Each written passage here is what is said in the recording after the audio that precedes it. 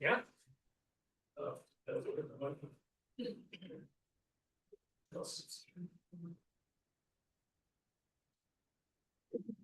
All right.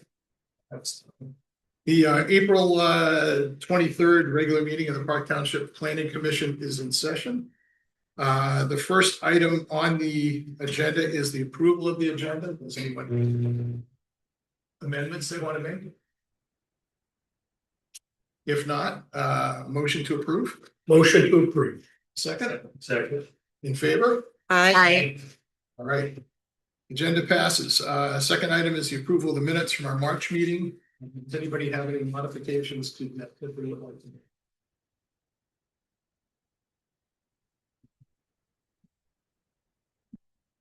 I did not have it.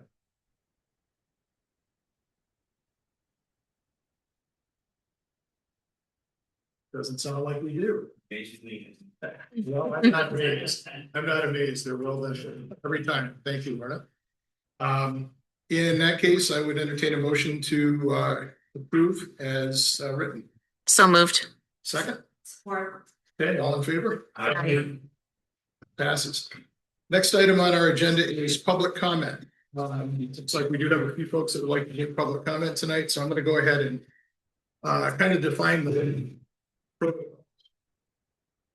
Public comment. So public comment is really the purpose of it is for you to tell us what's on your mind. We welcome your commitments. They're very important to us. We take them into account as we make decisions up here.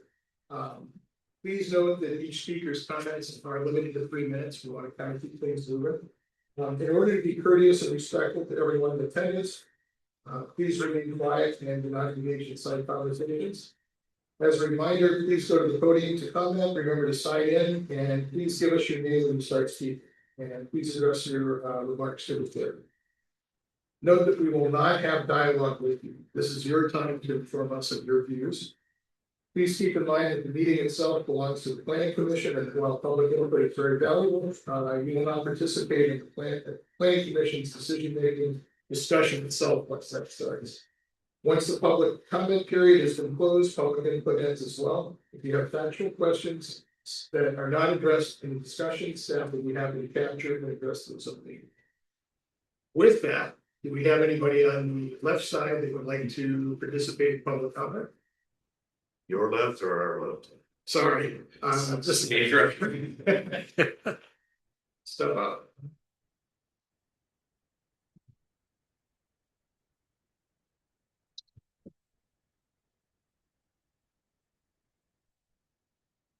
Good evening, members of the Park Township Planning Commission. My name is Guy Packard, and I am a resident of Park Township, living at 572 Old Macatawa Court. And I am also the president of the Old Macatawa Court Homeowners Association, which is the association that's two houses down, association from the property of 1504 South Shore Drive. I am here tonight on behalf of myself and many of the residents within Olman C to formally oppose the proposed conversions of the property at 1504 South Shore Drive into 4 short-term rental units as previously proposed, or into any configuration that would significantly intensify rental use on this parcel. Although the property is zoned C2, it is surrounded on all sides by R3, low-density, single-family residential zoning and uses. The proposed conversion, particularly as previously presented with 4 separate rental units, would substantially increase the density and the intensity of use on that parcel that is already non-conforming with respect to minimum parcel size, lot width, and setbacks.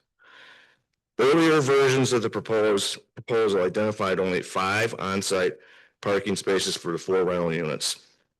This number is insufficient for the expected vehicle use associated with multiple short-term rentals and raises concerns about overflow parking into the public right-of-way. At that location, the public right-of-way is the bike path, walk path that goes right through there. The applicant's proposal has changed repeatedly over time, making it difficult for the neighbors and the township to clearly understand what is being requested, approved. This lack of clarity and transparency undermines confidence that the future use of the property will remain within the approved limits. Recent planning commission discussions have reflected increased caution towards allowing short-term rentals to function as de facto residential dwellings, particularly near single-family neighborhoods. Allowing multiple short-term units at this location risks setting a precedent that undermines that caution. For these reasons, we respectfully ask the planning commission to deny approval of any site plan that permits multiple rental units at 1504 South Shore Drive, and that any future plan that is ultimately approved follows the intent of the R3 zoning and be enforceable. With that, I appreciate your time and thank you for your service.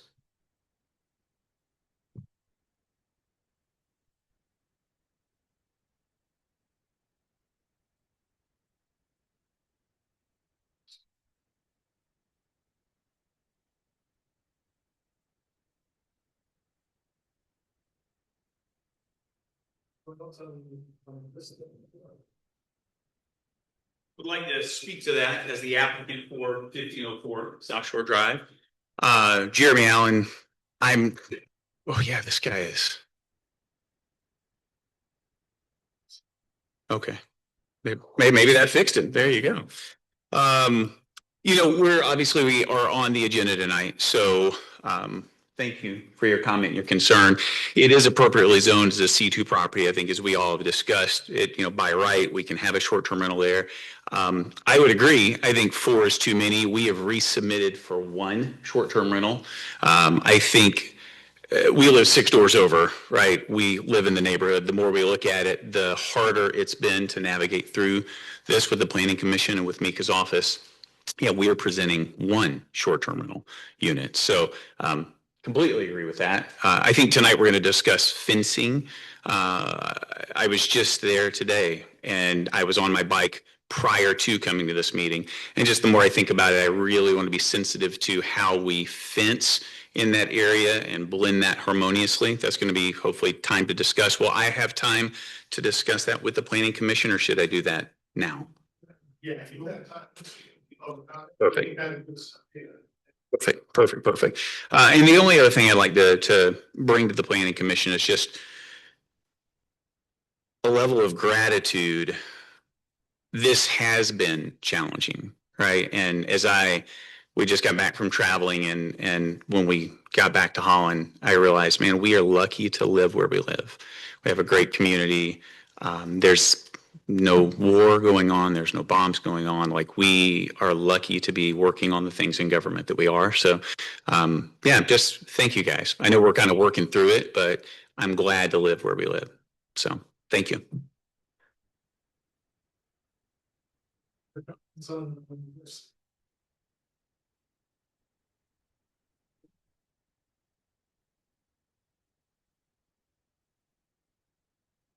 My name is Ron Violet, and I live at 1492 South Shore Drive. I live behind Alan's house. I just learned today that he wanted to do a whole 4 or 5 units, and I was just here to tell you that that's way too many for that lot. I mean, and Mr. Allen property isn't that big. I mean, he's got 4 feet on one side, 8 feet on the back side, 4 feet on the other side. So that kind of condenses that property down. So it's kind of landlocked. So, and I just wanted you to know that, 4 units would be way too much, but the problem with South Shore Drive now is now Mr. Allen only wants to put 1 unit in, but if he was going to put 4 units in, that would be 8 cars. We got the restaurant down the street where Parkway used to be, they're going to open. So that's more traffic. The township allowed townhouses on First Street. That's more traffic. 64th Street, which is in Laketown, they just approved a humongous amount of townhouses. 32nd Street, where the Walters Gardens was, you approved to have townhouses or apartments or whatever put in there. So it just doubles all the traffic. If they don't go down South Shore Drive, they go down 32nd Street. And we got enough traffic out there as it is now because the Illinoisers are starting to come into their cottages. In the wintertime, I can walk across the street without getting hit. Today, I can't. So that's all I have to say. Thank you.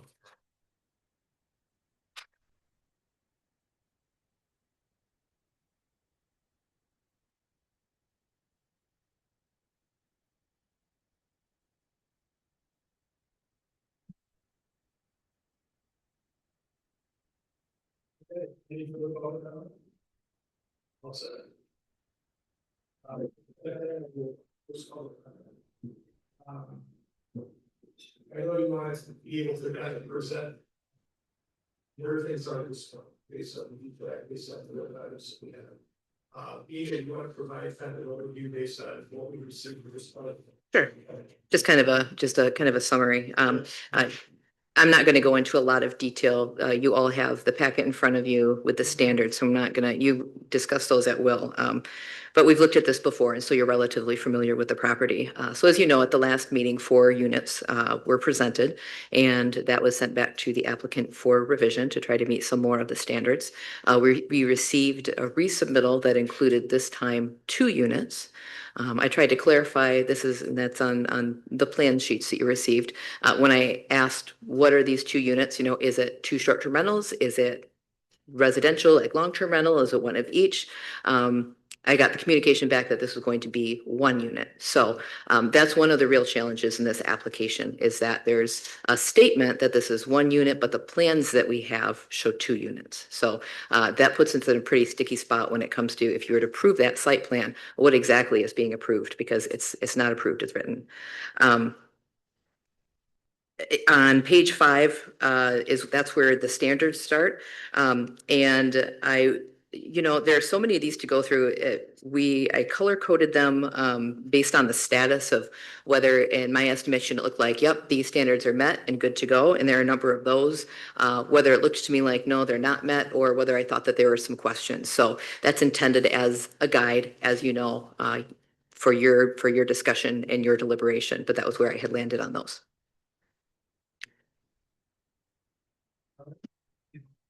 Great. Thank you, guys. I'd like to start, because I brought the site plan review that you asked me at 3 o'clock today to update and bring back. So here that is. Thank you.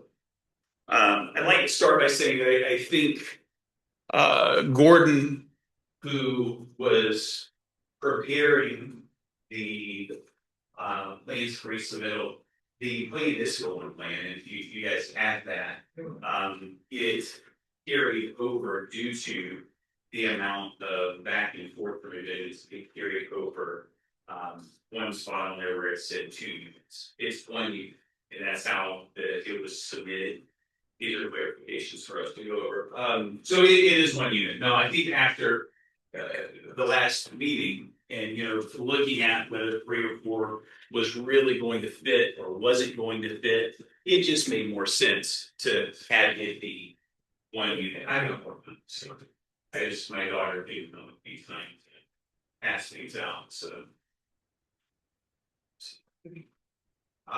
yeah, it is 1 unit, and that is the intent. Not for it to be. I think that was a mistake. And as soon as Mika emailed both Gordon and myself and Rachel and said, "Hey, could you clarify that?" We wrote back, "No, it's 1 unit. It was meant to be 1 unit," and that's where we landed. So that I want that to be clarified up front. It's not 2 units. It's designed to be 1 unit that's got enough space for a grandparents and a family to come and stay.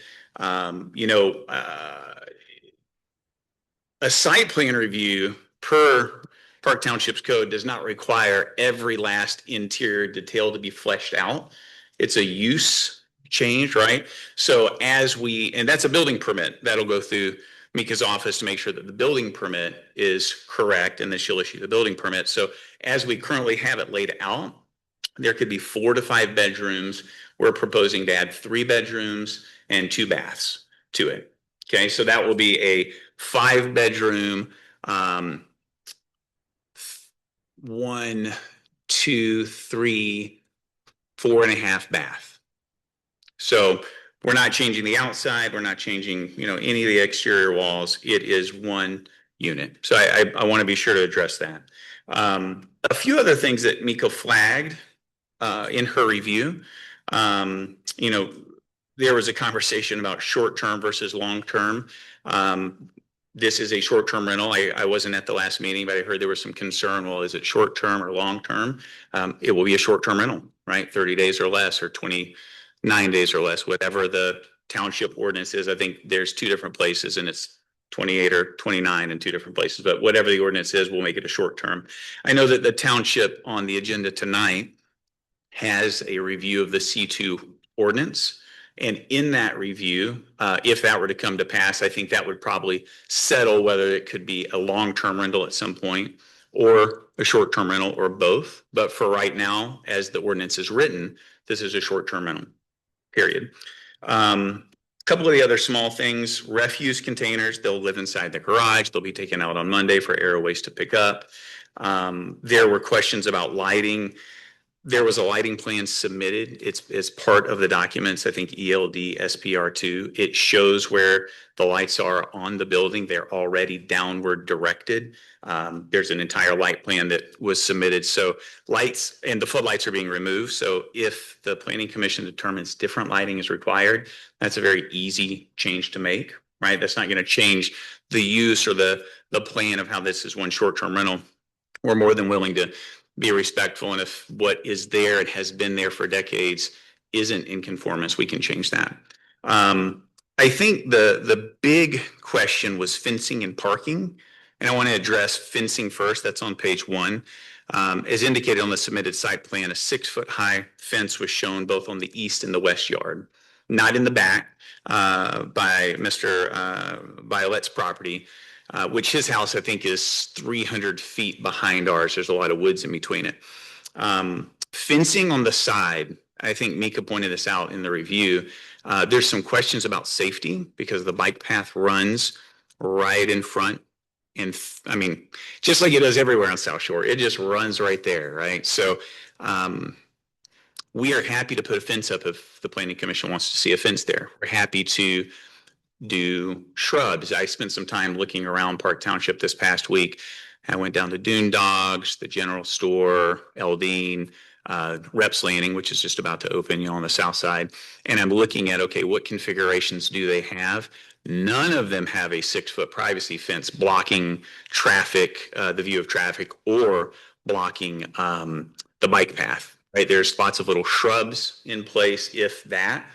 Because yes, safety, I think, of pedestrians is important. I'm a biker myself. Mika, I know you're a biker as well. I think you had a biking nonprofit before coming to work for Park Township. So I am totally okay as an applicant. If you want a 6-foot privacy fence all the way around the property, we can do that.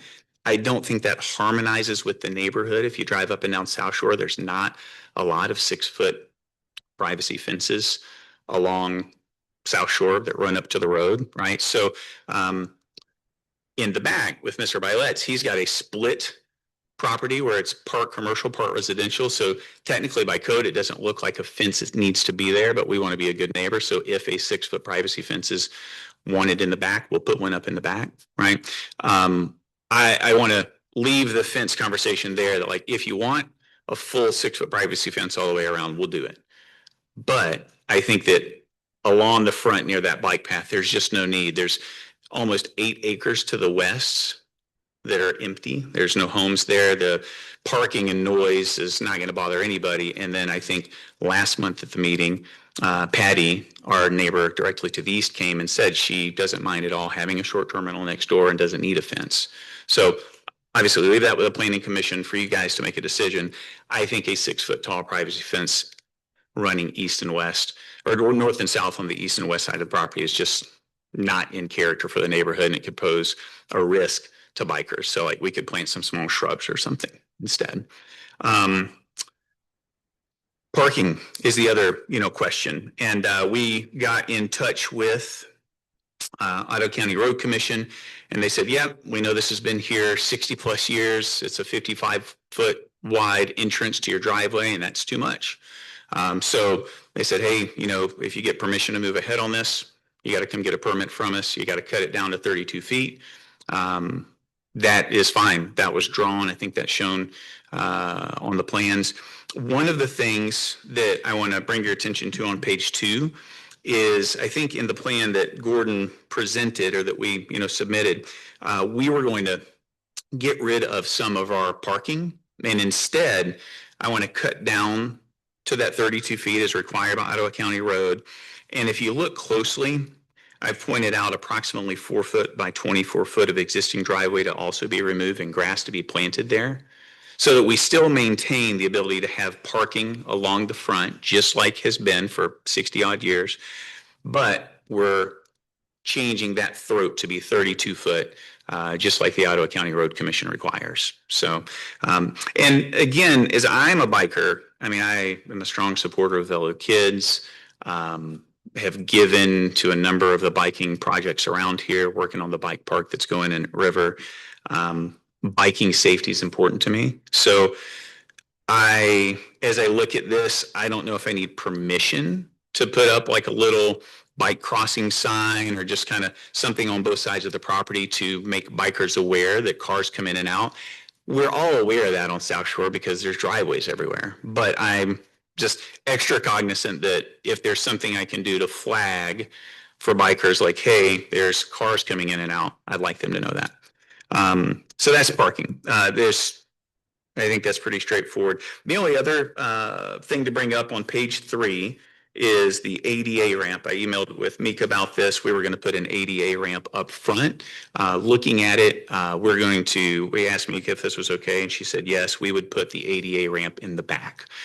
There's a 36-inch wide pathway running all along the property, goes into the back. There's actually already a bigger than a 60 by 60 pad in the back. We would be able to put an ADA approved ramp back there just in case. And I think Rachel pointed out at the last meeting, I mean, she's got a sister who lives at Benjamin's Hope. ADA accessibility is important to us. So that's the only change that, I think visually the ramp currently shows on the site plan up front. We would move that to the back. I spoke with Randy Skipper. Some of you guys may or may not know Randy, and just asked him his thoughts on this, and just like, how can I be as amenable and agreeable to the planning commission and to the township? And he pointed out that like you guys as a planning commission could determine tonight, like, hey, those are changes that we're okay with. We want you to submit that plan back to Mika, and like it's approved conditionally when she receives that plan. So we can draw that plan and submit that with the parking ramp in the back, with the new 4 foot by 24 foot green space separating our parking area from the bike path. We can have that in, probably Monday or Tuesday of next week. And I understand still that even with approval, we have to get a building permit. We have to pass all the building code stuff, right? So that's fine. Like we'll have plenty of time to make sure that if the downward lights that are there aren't acceptable, we can replace those. And then, yeah, I think that was all the notes. I want to harmonize this with the neighborhood. That's why we went from 4 to 1, right? We want to consider the fence. I don't think it really harmonizes to have a big old fence, but again, you guys are the planning commission. If that's what you like to see, that's what we'll do. So, yeah, and then with the C2 zoning that's on the agenda, it looks like 1.5 parking spaces per 1,500 feet. We would have that if that ordinance were to pass, right? We would have that number of parking. Because currently I think it's like 3,200 square feet is what we would have inside when it was finished. So I think that meets. I think Mika, you pointed out that the new C2 ordinance would be 12,500 foot of a lot. I think we're at like 14,900 something. So, our lot would meet the standard for having, multiple units on there.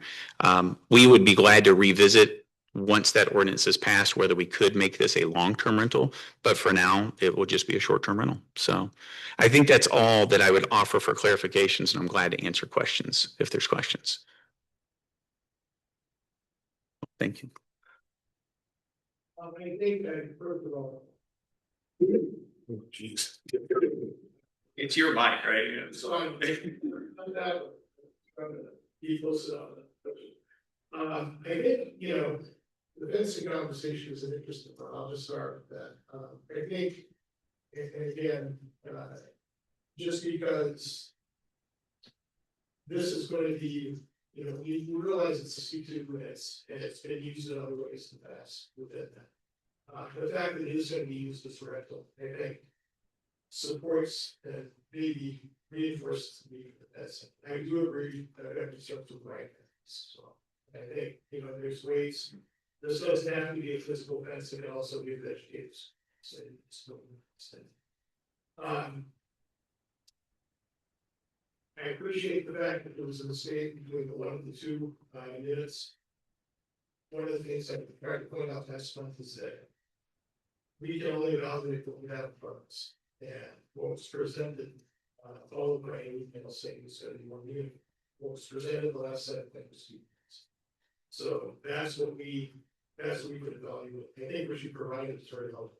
And you address a lot of the places that we have where there are gaps that we need. I have a few other comments, but I'm going to open it up for all the commissioners to provide some feedback. Can I offer one comment on the fence? So the requirement of the fencing, the side yard ends at the front of the building face. So that's actually front yard at that point. So 6 feet is not, I would not say is not required in a front yard of a property lower, not a problem. Mr. Chair, may I? Mika, actually, that was one of the questions I had written down because I thought it was no fencing over 6 feet from the front of the house to. Yeah, and that's actually residential. Commercial is Is a little different. Well, yeah, it's a little bit different than that, but Okay. that's just permissible. That's within bounds. Yeah. Gotcha. low- I just know that there was a recent accident on the north side because Yeah, a we don't want neighbor that. decided that they were going to put up a 6-foot fence and the next door neighbor pulled out and got T-boned. So You want to let me know where that is? I will let you know where that's at. The other question I have from the applicant, Mr. Allen, is it city water there or is it septic? It's city, Okay, city and sewer. okay. That's what I had meant actually. It was not water, but sewer. Okay. Thank you.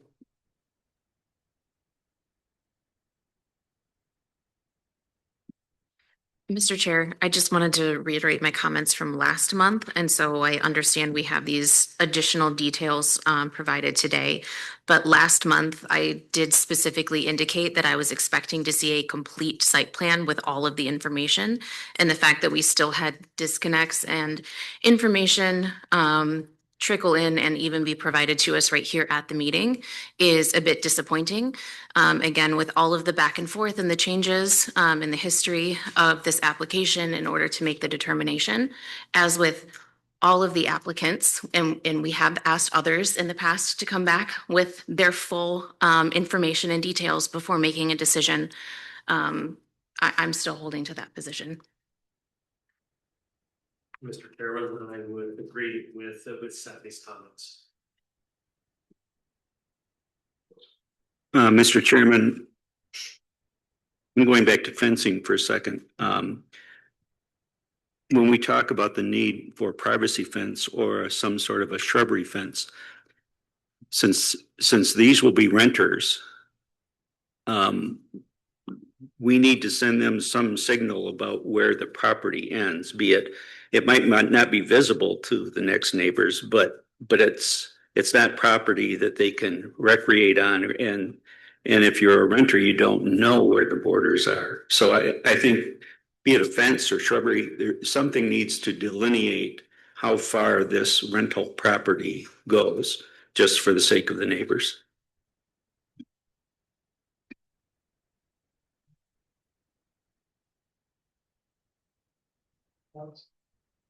It's my only concern getting the cart over the horse. I would like Beacon to have the ability to be perfectly clear on what the commission approves tonight. So that the plan meets what we approve. Rather than assuming that we meant, or did we really mean? So that's my only point of anxiety. Okay, thank you. Sharon, the addition. No, I don't think so. I was mainly concerned if the property had septic and we were going to have to discuss that many bathrooms and because there's a lot of septic systems that can't handle that. And so then we'd have to get the health department involved to let us know exactly how many people could reside in that unit.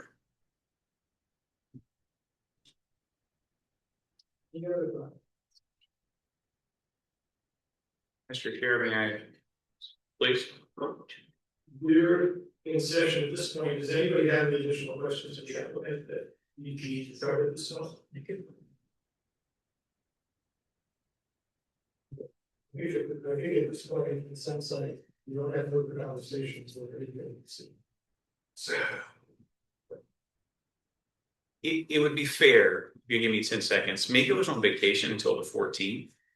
She required this to be turned in on the 9th. The clarification conversation, it couldn't happen. Mika wasn't in the office. So I agree with the commissioner that, like, you know, these points of clarification could have happened, but Mika, I think, was on spring break for 2-week vacation. So it was impossible to do that by the deadline. Like, that's the only thing I'd offer. We've been very quick to respond, but we haven't. Mika was out of office.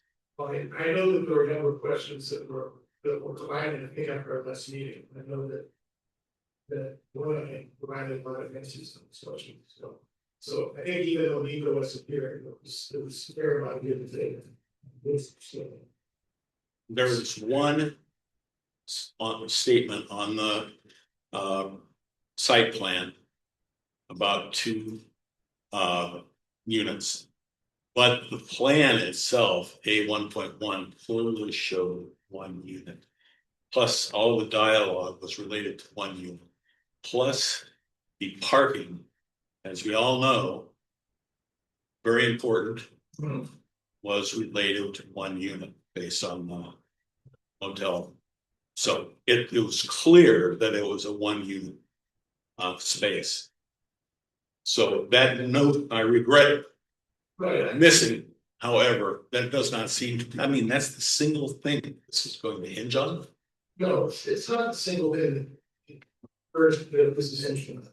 What this is hinging on is the fact that we need a complete site plan that addresses all of these items. Not at the meeting, not a day or two before the meeting, but when the site plan is required.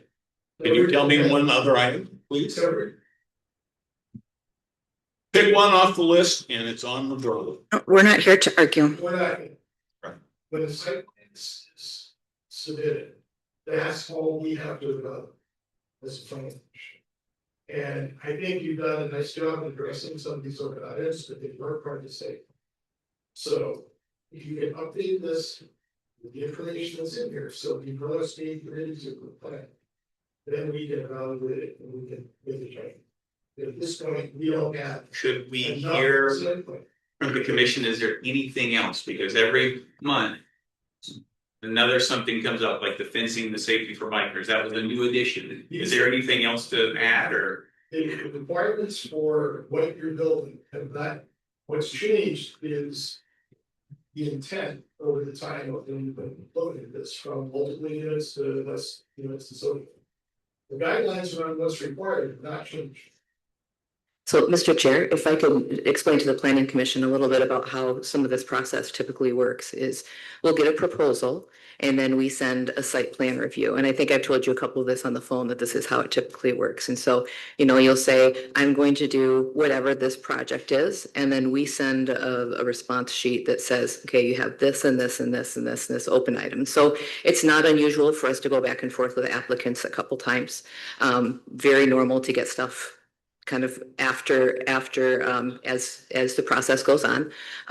What normally happens is we'll say, all right, you have 7 open items, and then we'll come back around, they'll resubmit a few things, say, yep, you got most of those, you still have 3 open items, and then you come back around, it might take a couple tries to say, okay, now we've got everything, we have what we need, and it can kind of move forward to the Planning Commission stage. So that's what typically happens. Every time the plan changes, you get a new checklist. And so I think that there's a sense that things are changing, but it's just that every time the plan changes, rather than using checklist A for 4 units of various types, whatever those might be, you're using different checklists for these different things because the zoning ordinance is responsive to the use. And as the use changes, then the checklist that we're using changes. So that's what happens. I review most of the planning commission things. Lorna is also very active in review. And of course, we have a manager now with that background as well. So I'm not the only staff person who's here reviewing things.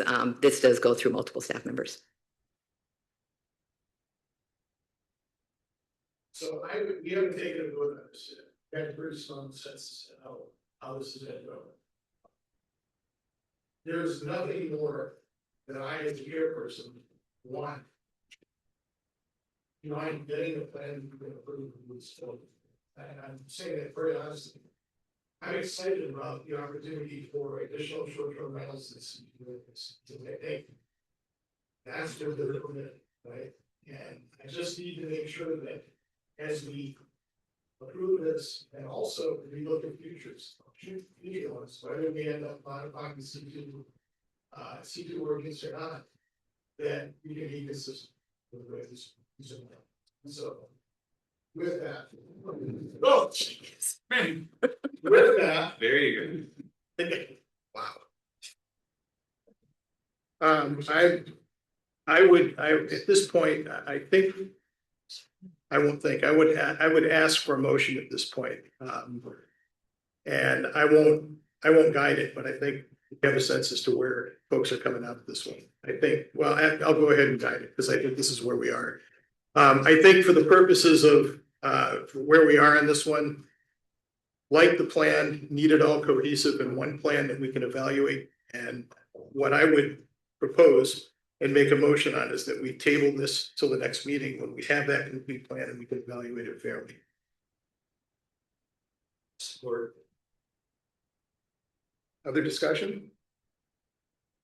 Mr. Chair, I want to Yes. say thank you, and I do agree. I think your point specifically about making sure that we have all of the information and that we are ensuring that we will be able to fully evaluate the plan and be consistent going forward is spot on and very important. So thank you for reiterating that. Thank you. Mr. Chair, Yes. I will concur with Stephanie that yes, we need a full plan, and I appreciate you supporting that. I do not want us to set precedents going forward that we'll just let anything fly through. We've got to be consistent with all people putting in applications. We've been that way in the past, and I think we need to be that way moving forward. Thank you. We have a motion and a second. I'll put it to a vote. All in favor? Aye. Any opposed? All right. It's tabled. We'll have this on the agenda next month pending an updated site plan with all the great information you provided here. Thank you guys so much. We have one caveat, as long as there's no more changes. I mean, if you change the intent again, we're going to be back here today. Yeah, thank you. Thank you, Sean. All right.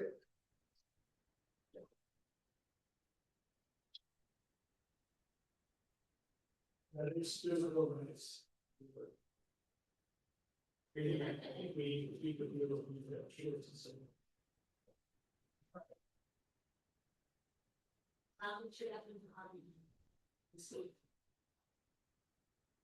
Is that one working? All right, much better. All right, thank you.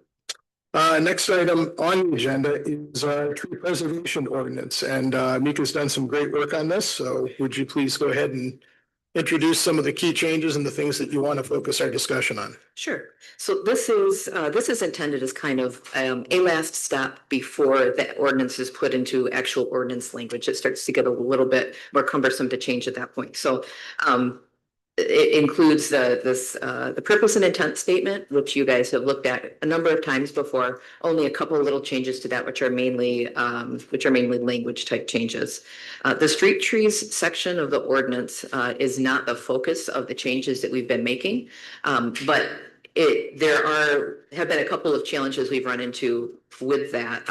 One of them is that there's not, it's something that it's explicitly in the ordinance as far as what you do if you have a dead tree or something like that. So just clarifying that, what that process would be, and then requiring a permit for that. So that might be something that you want to discuss, if that's something that you'd like to see, is to have a permit for something like that, or if you'd rather leave it not.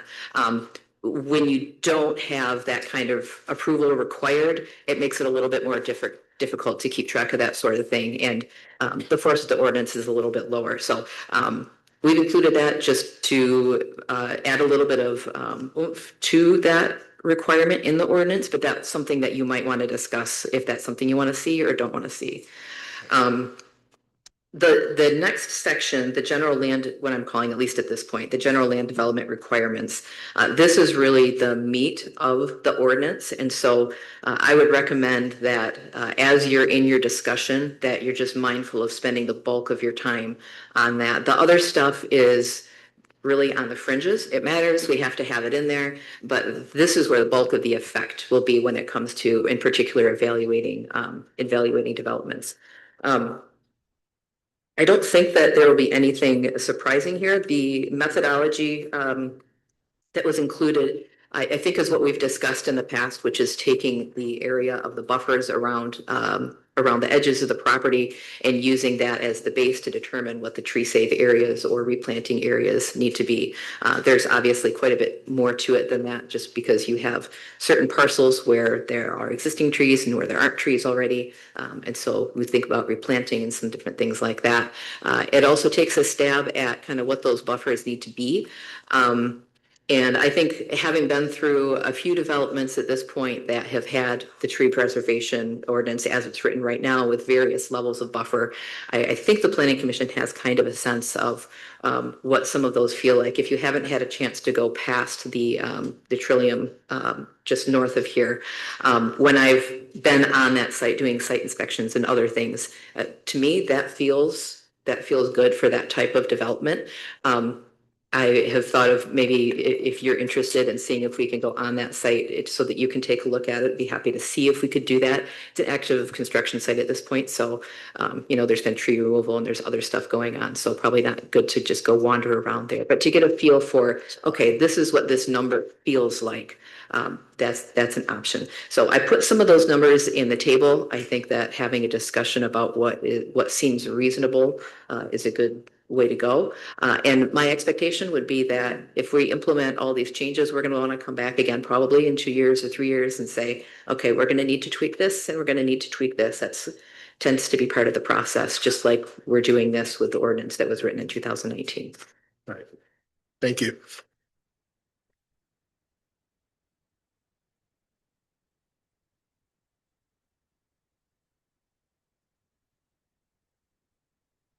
I wanted to ask a question about the methodology for calculating the canopy areas.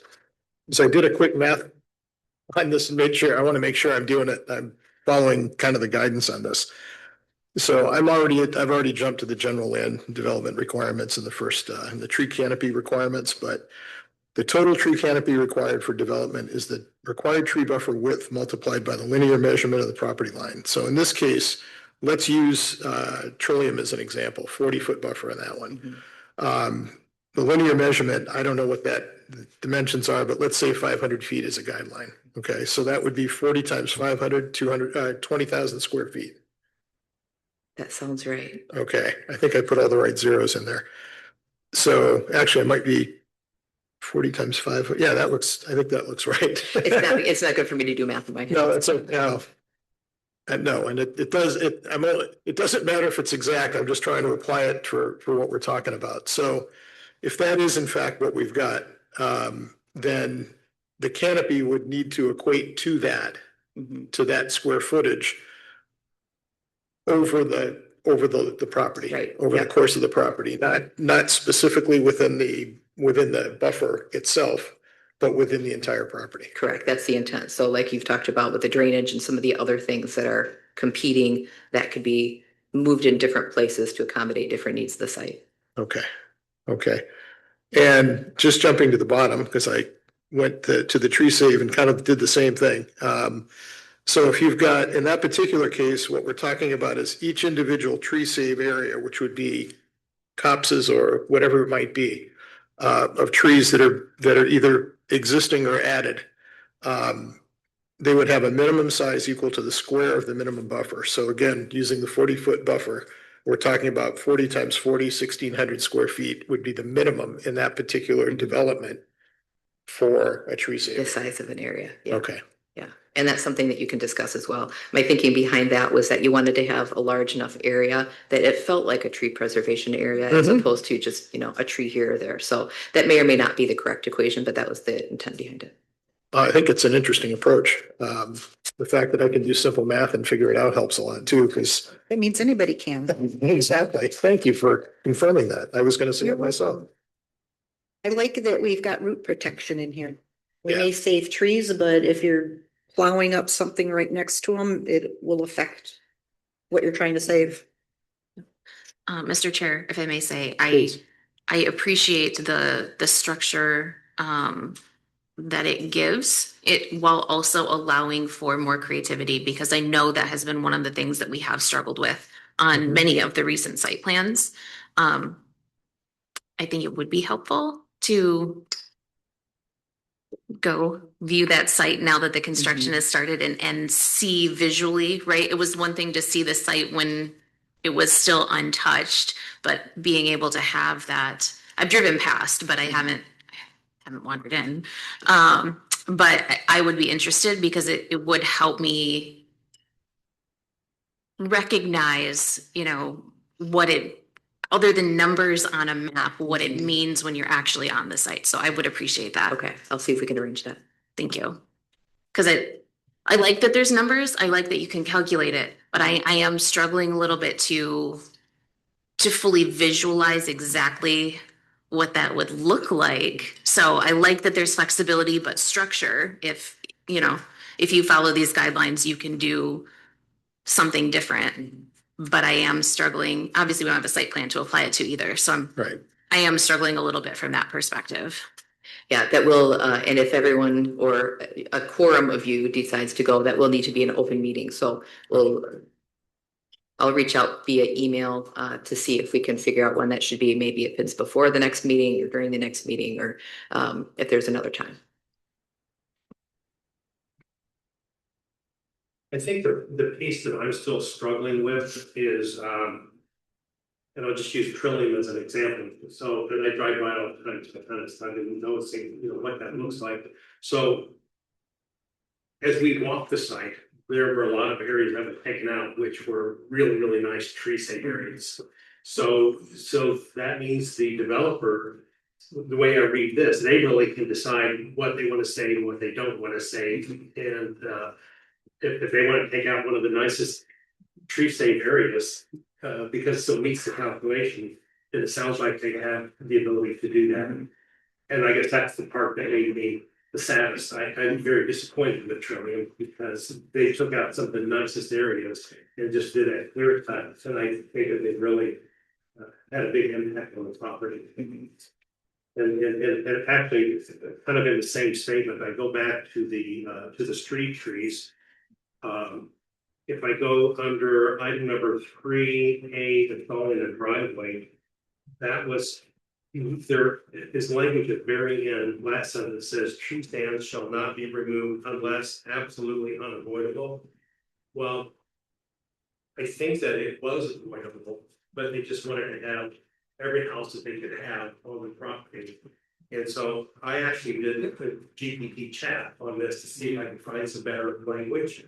And so I would propose, rather than saying unless absolutely unavoidable, say only when no reasonable alternative exists, because there were reasonable alternatives on that site. That so that's the thing that still sticks with me, that doesn't quite feel like it's in here yet. Mm-hmm. Yeah, and I think that's a great thing for you guys to discuss. And part of that discussion is some of that flexibility.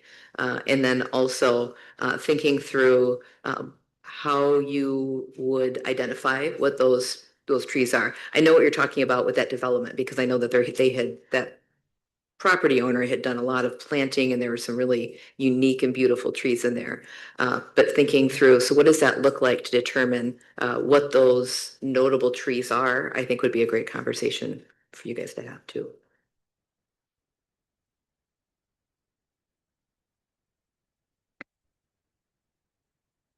I know I was the one that created this buffer idea. And I also said at the last meeting that I was going to go home and start applying those rules to different acreages to see what we come up with.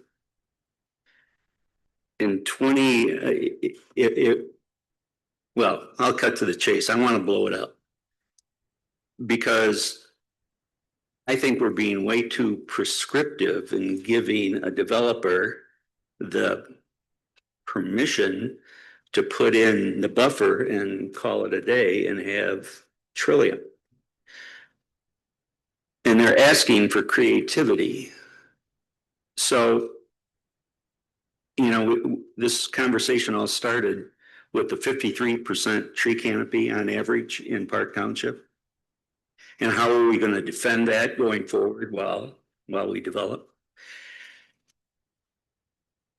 And I started thinking, why are we prescribing the starting dimensions of a buffer, which by the way, on 120 acre property, it would be 130-foot buffer all the way around the property. You basically take, if you were going for a 53%, if you were going for a 53%. As I look at Mika's table, which is much less than 130 feet, that's a prescription, but it also isn't going. Those sites, as they develop, won't have anywhere near 53% or 50% or 40%. They'll be much less than that. Which isn't the end of the world because development takes space. So here's, I'll cut to the chase. I think instead of prescribing a buffer, we should simply say our table, well, we'll go for a big parcel. Our goal is 50% tree canopy on this development when you're done in 10 years, okay? We prefer that you use current trees, but if you can't, then use plantings, and every 2.5-inch DBH tree you plant is worth 900 square feet in your calculation. Now, you, Mr. Developer, please bring a plan that gets to that 50%. I don't care if you use buffers. I don't care if you use tree stands. I don't care if you use plantings, but it's all got to equal 50% coverage of however big your parcel is. In 10 years.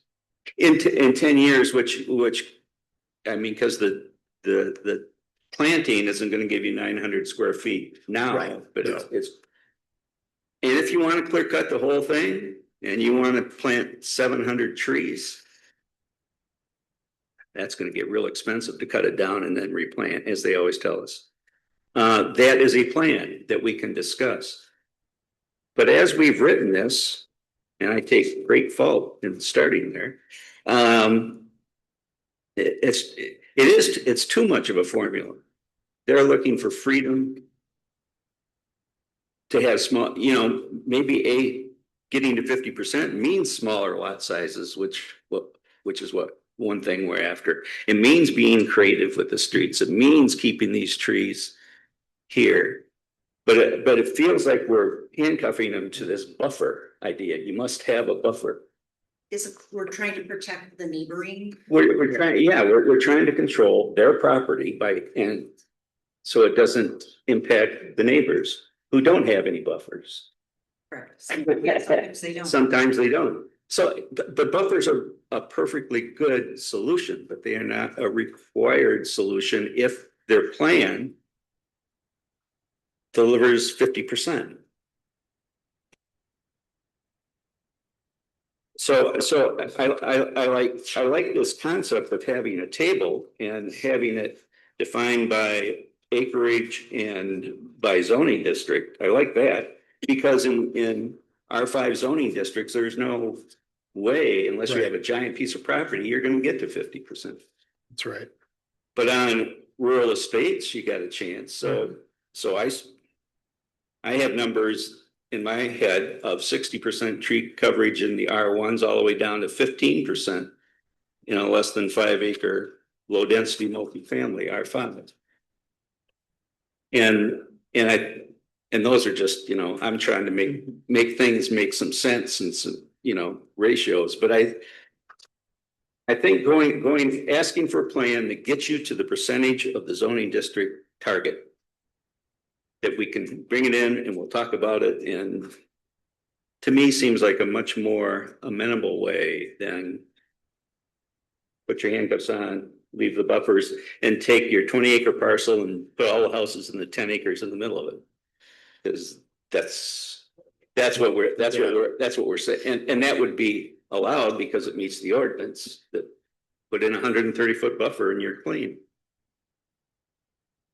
So that makes sense to me. The question I have is, I know we had some feedback from a couple of developers that they were looking for more flexibility. So, and I wasn't in that meeting. So does what you propose give them the flexibility that they're looking for as well? it requires them to have flexibility because they've got to sit down and think about how they're going to do it. Rather than just a straight line and. Because within the 130 feet might not be trees we even want. It's we're taking away some of our ability to discuss what the end product's going to be. Is there an I know we've talked about, I think this is on, yeah. I know we've talked about ways of calculating 10 years out in terms of what the canopy is going to look like. Is that, I think, generally accepted in terms of how that's calculated? Because we'd also like to see a mix of evergreen and deciduous trees, right? Does that impact the calculation of a 10-year canopy? And would we need to be prescriptive in terms of how that's calculated, or would a developer / arborist have consistent ways of calculating that? We would want to be prescriptive. Yeah, well, that's kind of rather than having alternative methodologies show up at the meeting. And those, what Dan is referring to, that does exist in other ordinances. A lot of times they'll say, small, medium, large tree, and there are charts for classification that we could, I don't know if we'd have to look to see if they're defined kind of in a public location that, like Michigan State University Extension has some of those. I don't know if they have one of those classifications or if we would have to do that, but that is something that's available because there are other people trying to do similar things. So I think, Dan, what you're suggesting is an effort to make new developments look like existing Park Township, as opposed, as far as the 50 or 53%, the number you're looking at, that canopy cover that we looked at, to be consistent with what's developed in. I don't want to put words in your mouth. I'm just, They have the responsibility in the development. They have a tree canopy that looks like it's in Park Township. Okay. By the way, we're at 53% total right now, and we know as we develop that will inch down, even those trees will grow. And be added. They're going to grow, the canopy will grow, but it's not going to be leaping into the 60s or 70s. But if we say let's take something low density, single family, less than 5 acres, bring us a plan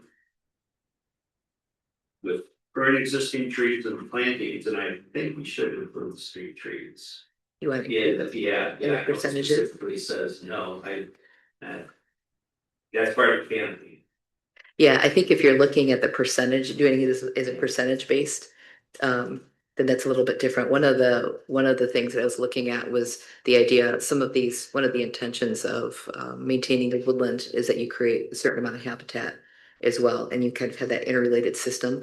And so we could just say street trees are included because you can probably figure what percentage that would be. Yeah. But so, less than 5 acres, single family, 25%. Bring me your plan of with the trees you got there and what you're gonna plant, how you're gonna get 25% of the total acreage. You have a tree canopy. Bring us your plan.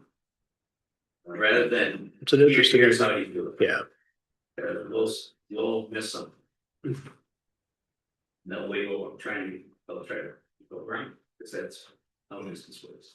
Yeah, and I think it's important to kind of think back to how we got here, right? We've had a buffer in place. It's been part of our existing tree preservation ordinance. We've tried to evaluate properties based on adjacent properties and what the right buffer is.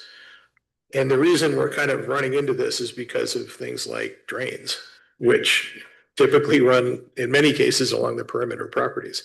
And that's where buffers typically fit. So I like the idea. I just want to kind of frame the fact that we're looking at it in a different way now, as opposed to, it wasn't just strictly a buffer that we were trying to create, which was the original plan. Now we're looking at how do we make this development, as it matures, look like the rest of Park Township. I think it's a great approach. I think it's an interesting way of looking at it, as opposed to, from a canopy, the percentage of canopy cover and so forth, as opposed to just defining the buffer itself. I think it's an interesting approach. Is it prescriptive? I think one of the things we've been asked for is, can you make it easier for us to figure out what we need to do? I think this could do that and end up with a better result. So, I mean, I don't mean to have my back to you. No, it's all right. Feedback's coming. Sorry. I have a question relative to a couple comments that I've heard. And I think Len and Dan, you both kind of have alluded to, or in thinking about when you both say trees we don't want to have, or maybe they're not the right kind of trees, right? So is there still a general understanding that they may still then be bringing us a proposal with trees that are not the ones we think should be saved, or trees that are invasive species because it's part of their plan, but it meets the canopy? And I'm good with that, but I'm trying to get some clarity because of some of the questions and comments that have continued to come up in our discussion of our entire goal. So I could be aligned to Park Township is at 53%. Our ultimate goal across the various zoning districts is to achieve this, and we set it by zoning district. I can be aligned to that, but I am seeking some additional clarity on the collective thoughts about some of the other discussions that we have had about those invasive species or other less desirable trees. And or I think we've had some previous conversations, right, about the health and longevity of some trees, right? So we're thinking about 10 years from now, you save that really big tree that's really big right now, but it's not going to make it 10 years when we're looking at those site plans, right? So. Right, the forest evolves, we're all living and some die and other ones are growing, and we're just trying to stay ahead. Like the rest of us beings on this planet, Yep. We got another. Yeah. So, and I'm gonna roll the dice. So along those lines, and then maybe kind of taking us back, so if street trees are included now, and we have street trees where we're proposing getting a zoning permit, is that only for those areas that are designated in the tree preservation, or is that any street tree? Yeah, that would only be within those specific areas unless you wanted to do something different. Okay, so as long as they're not doing a development right along one of those areas, then we don't have to worry about that. Yeah, typically in a development, that'll be part of the site plan approval. So I think we've talked about before, once you get 30 years down the road, it starts to get a little dicier, but it's still there on the books. Okay. So to help us along as well, I don't think that applicants need to come to the board each time and say, here's my oak tree, here's my evergreen. Interesting enough, at our last board meetings, Supervisor Spoolhoff mentioned trees. And he's like, I would like to see a subcommittee developed that, and I see them as, they're community members that are going to volunteer, and we can give them a little bit of guidance and then educate them on, good trees, bad trees. But maybe we task this subcommittee to choose, hey, are they on the right track or are they not on the right track? And is this helping our ordinance or not helping our ordinance? I don't know what Supervisor Spoolhoff's entire vision of that was, but it was interesting that he brought that up our last meeting. That's actually come up in at least 3 different places now. So I think there might be a little bit of, energy behind that. I did add, and I don't remember which page this was on, but there is a note in here. So one of the clauses that I had put in as far as some of the more additional flexibility went, allowed for some replanting of trees, and it also allowed for a certain percentage to be allowed to be paid as an in lieu fee, which is something some communities have, and it could be a funding source for a committee like that to make decisions about where some tree planting would need to happen in the township. Yeah, and so there was some momentum, even individuals who were in the audience at last public comment came forward and said, I'll volunteer to do that. That's like in my wheelhouse. I'd like to do that. That's great. I recall some developers asking us, well, what kind of tree would you recommend? And they actually asked them for some recommendations, and we really didn't have anything that we could share with them. The other thing that I think about is we talked about deciduous and non-deciduous trees, and there was mowing my lawn in the backyard today, and I have 40 feet between us and Benjamin's Hope. And I mean, you can see everything back there, but they did a nice job of putting some evergreens along the back. And it was just something that they committed to doing, but they actually did it. And they are smaller, but they're gonna, in 10 years or 5 years or whatever, it's gonna be really nice. But I think that when property like that, even if there's a 40-foot line, even if you give them that 53%, when it starts to encroach somebody else's property, maybe there's a line, of if it's 40 feet or closer, they need to have some evergreens back there, because literally, I mean, I can see all the way through the trees and all the lights that develop and come all the way up to the house. So I mean, I'm happy that they're there, that I support what they're doing, but it really does visually have an impact on your property. And the night light and the glare at night is absolutely incredible for us. Yeah. So I like some language in there where we can protect the other residents when they're that close to somebody else's property. I guess in my vision, SCP tree planting is just another page in site plan approval packets. The developers over to us that we discuss what we like and what we don't like. So I think tools are there to have the back and forth, but it puts the onus on the developer to develop a plan. It gets 2 to 50%, 40% or 15% target, whatever it is, where they're developing. Then you can submit it, and then we talk about it. And I always talk about trees and species. And we do site visits. I mean, we do site visits before each. So I'm not worried about, here it is, that's what we're gonna do, and put your rubber stamp on it. I don't think that's gonna happen. I mean, be naive and do that. I think it's good input. I guess we've looked at a lot of ordinances too, and tried to pick through things that we like of some others that are being used and things that might fit us. I kind of like being a little more prescriptive on this, both on the invasives and also on trees that we'd like to see recommended. I don't have the expertise you do, Dan. And if I did a site visit and I looked at the trees and I said, well, I mean, I know some species, but in terms of how they're going to age or what the typical lifespan of that tree might be, or at full growth, what the canopy size is going to be, I would love to see, and I think, a lot of the folks we talk to do have somebody on their staff that will come up with a plan, or the engineer has that as part of the templates that they work with.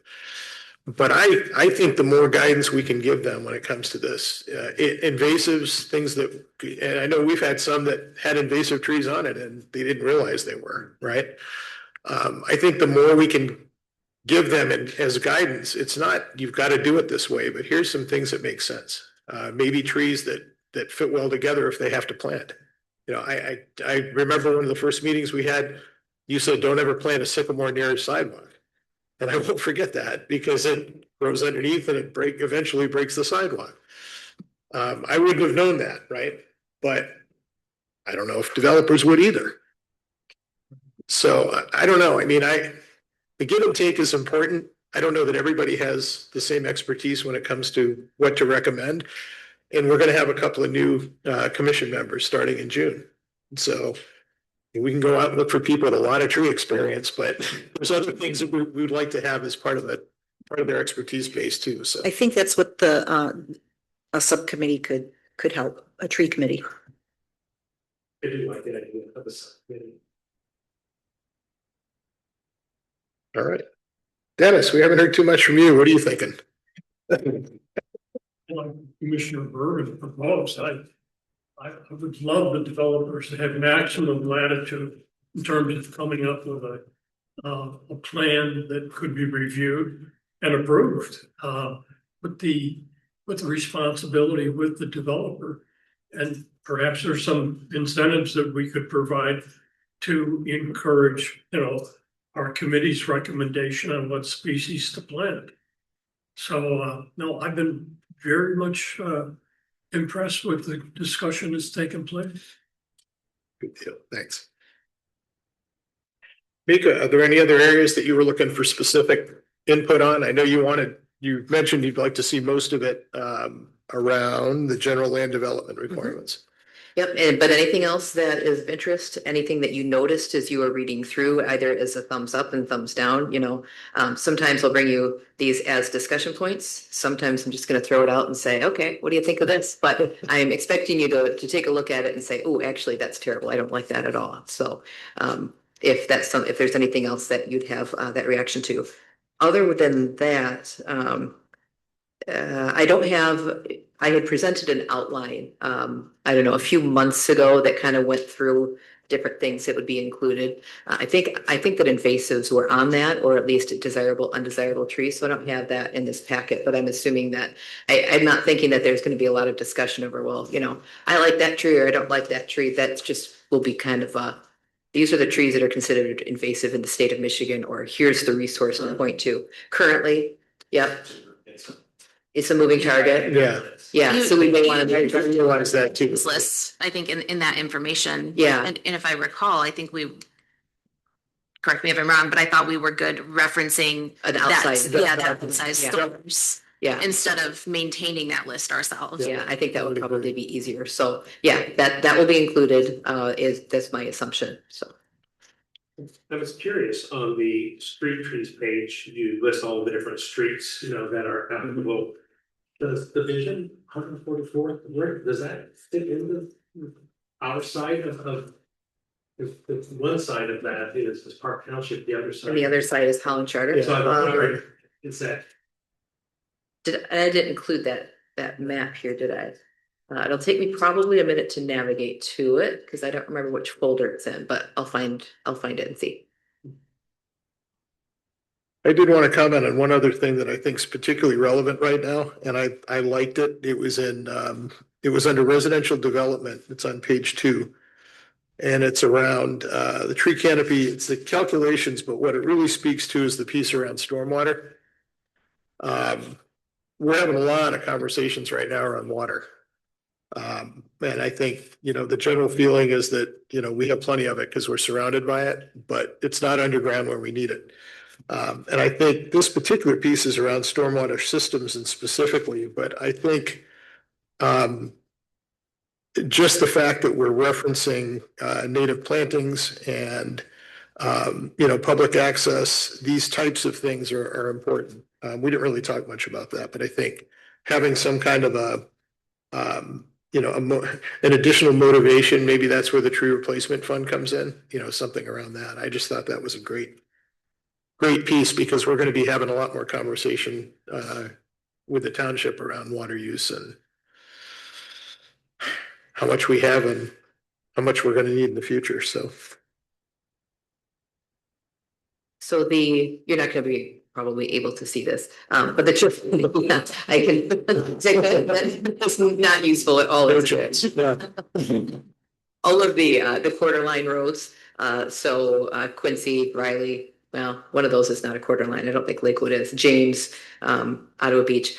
The main roads all are in that system. The dividing roads, so Division 144th and New Holland, neither of those are currently on the map. So that's where that stands right now. And this was put together before I was here, so I don't know what the conversation was specific to it. I know that with some of those are the streets that are really have very nice canopies now that they want to maintain. I know that was some of the conversation. But why not the edge roads? I don't know. So if you have thoughts on that, speak now. So I'm just curious, whatever our sign of Martin Township, we want to make sure that it's in compliance. So that's just. So you would add those additional. And South Shore is on the list, by the way, just for everybody's beautiful canopies over there as well. Yeah. Oh, maybe, yeah, there may be a gas line in there. I'll check, because you're right, we'd have an issue. Yeah, and then one of the big ones that we get hazard notifications for, so I'll check on that. That might interfere with tree roots, but. All right. That's how it got that way. But. Further than that, all the way from Lake Maine. I've seen the map, but All the way till there. Intersection. I think it goes straight through the township. I'm not sure if it jogs, but I've seen the map, but I don't have it memorized. I'll look it up because that does ring a bell. All right. Mika, I have a comment on the street trees page. Mhm. I tried to read it as somebody reading the ordinance for the first time. Number 2, we say within the street tree preservation area as defined in this chapter. But nowhere else does it say this, the definition. And I'm assuming that it's number 6 down here. That's the street tree preservation area. But it doesn't say that there. Yeah, So we it could probably change should. that to just include that. Yeah, Yeah. for clarity. Yeah.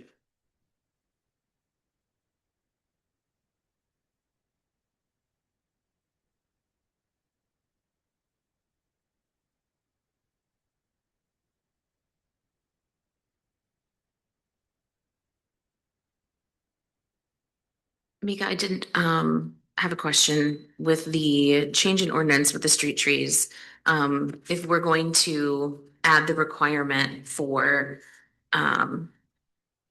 the permit, does that apply to any individuals who purchase property in one of those designated zones after the ordinance goes into effect? It would apply to any, so for the street trees, and the street trees has been in effect for 8 years. But without requiring the zoning permit. Correct. And so I guess for that piece in particular, right, that's what I'm trying to understand the impact to those homeowners and how significant that additional burden is. I understand that having oversight makes this ordinance more enforceable. But I'm also trying to balance that with What we actually expectation. require of people, yeah, so it would be for any property owner, not just anybody who bought property new, it would be for any property owner. And so, and I think that's a great question, which is why I wanted you guys to discuss that, because there are pros and cons to it. So the zoning permit is a $70 permit, so that's what that costs. And then I think what I put in there is, if there's question about the tree, so what an arborist calls dead, sometimes can have an awful lot of leaves on it. Or sometimes you can go out and one of us as staff can say, no, that's clearly That, it's dead, it's dead. But if there's question about it, then to require an arborist report, I would have to quote that. I have not done that for a single tree before. So if you'd like me to find that information, I would be glad to do that. I would be curious to understand that because Yeah, what we're requiring. yeah, I mean, it's not an inexpensive proposition to be removing trees. So I know people aren't doing it just for fun, but it is going to add up altogether. And Right. even if they have to go through with that added expense and do the permit and, right, I would like to understand what that means, Mhm. for the residents before we commit to adding that. Yeah, I can get that information.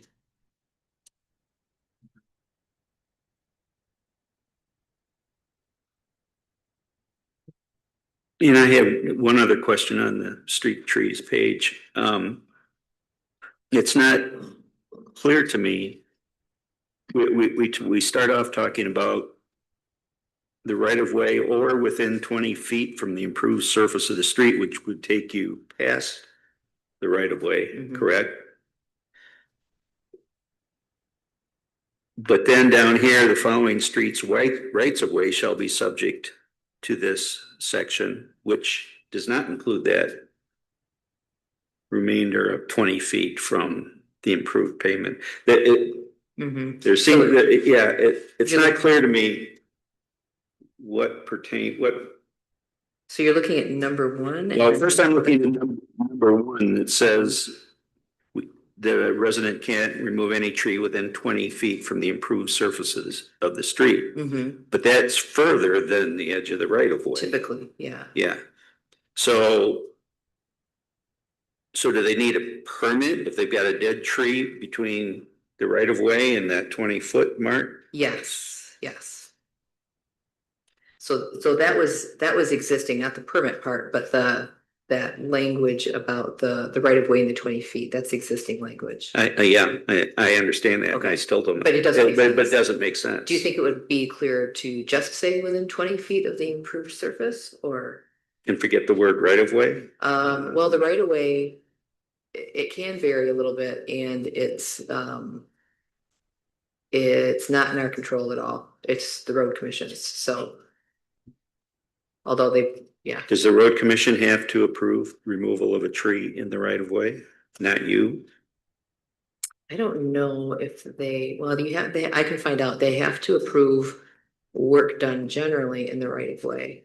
They're generally more concerned about what trees go into the right of way than that come out of the right of way. But I can ask if that's one of the activities they require a permit for. As a homeowner, if I read that, and I know the right of way comes 33 feet from the center line, and now I've got this 20 feet from the edge of the pavement. Mhm. Can I or can't I? What do I have? It's sort of like I'm not sure what to do with that gap. Yeah. Whether to take a tree out or put a tree in. Can I? Pick one. Yeah. It's not clear to me. Okay. I would suggest saying the 20 feet of the improved surface of the street, but if there are other thoughts, I'm glad to hear those. That sounds acceptable. Mr. Chair, I've got another question. What do we do in the event of acts of God? I mean, we just had a tornado come through Wakazu Woods. We knocked out a bunch of trees. Are we going to be requiring permits to put new trees in? Are their properties going to be assessed or looked at for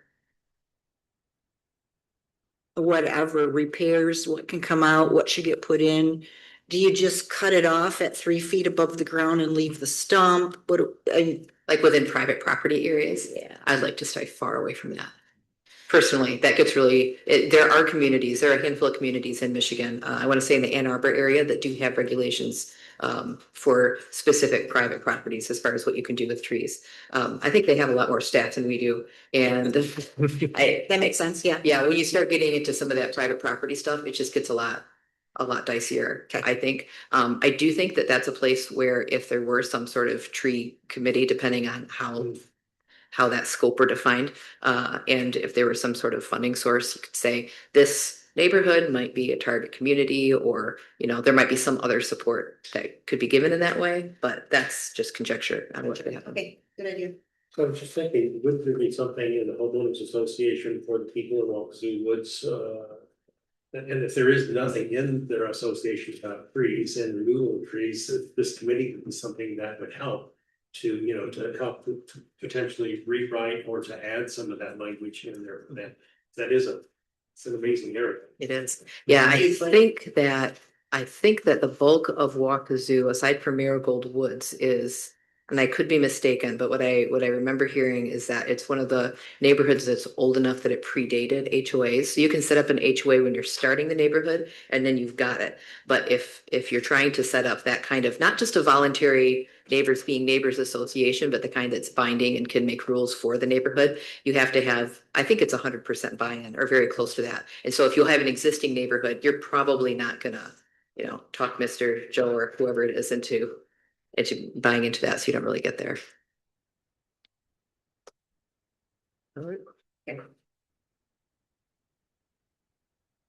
Anything else we haven't given you that you were hoping to gain from this discussion? I'll let you know when I go back and look at my notes and say, "Darn, I don't have it." No, I think that was the bulk of it. I just wanted reactions to what was here. So I would say at the next meeting, I would be doing a but well, there is.